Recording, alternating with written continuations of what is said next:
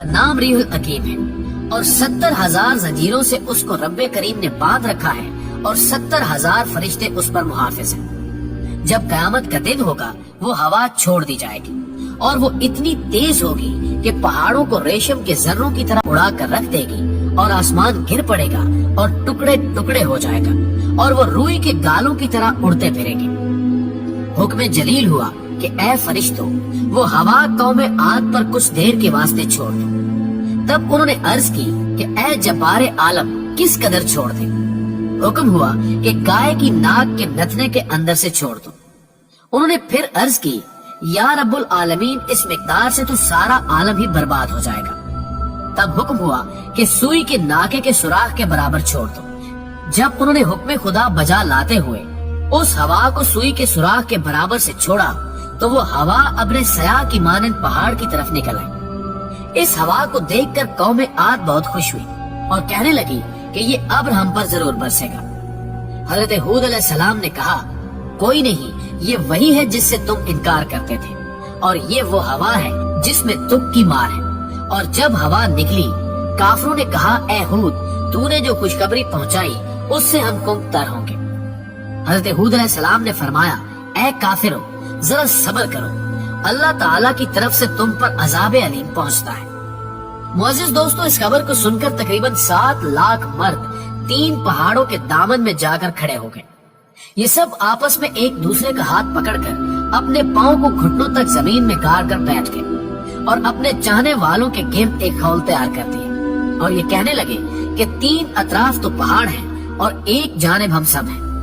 देखते हैं कि कौन सी हवा हमारे बीच से गुजरती है और वो हम पर किस तरह से जोर कर सकती है। जब मुतकब्बिरों ने अपनी कुव्वत का गरूर किया तो अचानक एक रौद की आवाज आई और हवा इस कदर जोर से चली कि मकानात और किले वगैरह जितने थे सबको जड़ से उखाड़ फेंका और तमाम तामीरात बर्बाद हो गई। इस जोरदार हवा ने कौम आद के परखचे उड़ा डाले और वो तबाह बर्बाद हो गए।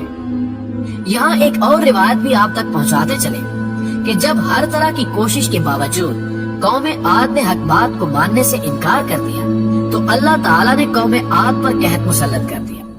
जब लोग फिर भी हजरत हूद अलैहिस्सलाम की दावत पर इनकार ही करते रहे तो अल्लाह ताला ने उन पर हवा को इख्तियार दे दिया। 7 रातों और 8 दिन तक मुसलसल आंधी और तूफान से कौम आद के घर बार, फसलें और हर चीज तबाह हो गई और लोग हवा के साथ उड़कर इधर उधर टकराते रहे। जब अल्लाह ताला का अजाब खत्म हुआ तो नाफरमान कौम आद हमेशा हमेशा के लिए इस दुनिया से मिट चुकी थी।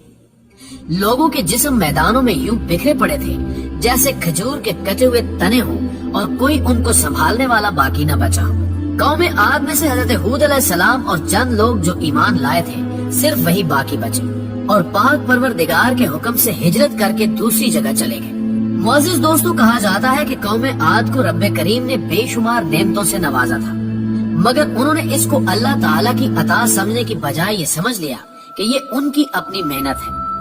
हमें भी इस बात का खास ख्याल रखना चाहिए कि जिंदगी में जो भी अच्छी चीज मिले उसको खुदा की नेमत समझे और उस पर रब्बे ताला का शुक्र अदा करें और इस ख्याल को जहन में न आने दें कि ये मेरी मेहनत और कोशिश से मिला है, बल्कि ये सोचें कि ये रब्बे ताला के फजलो करम से मिला है। कौम आद के पास सेहत, दौलत और दुनियावी इल्म सब कुछ था मगर कमी थी तो दीन के इल्म की। उनके आबाओ अजदाद ने दीन को भुला दिया जिस वजह से शैतान ने उनको आसानी से गलत राह पर डाल दिया।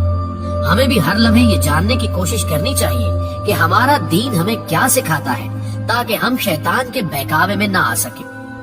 कौम आद को जब हजरत हूद अलैहिस्सलाम ने दीन की तरफ बुलाया तो उन लोगों ने हजरत हूद अलैहिस्सलाम की किसी भी दलील पर गौर नहीं किया और एक ही बात पर अड़े रहे।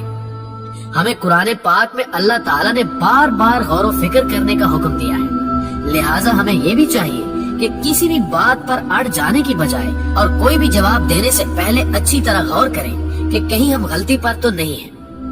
कौम आद पर जब अजाब आया तो सलामत सिर्फ वो लोग रहे जिन्होंने अपनी गलती को समझा और माना और फौरन अपने आप को दुरुस्त कर लिया और हजरत हूद अलैहिस्सलाम के पैगाम को माना और मुसलमान हो गए।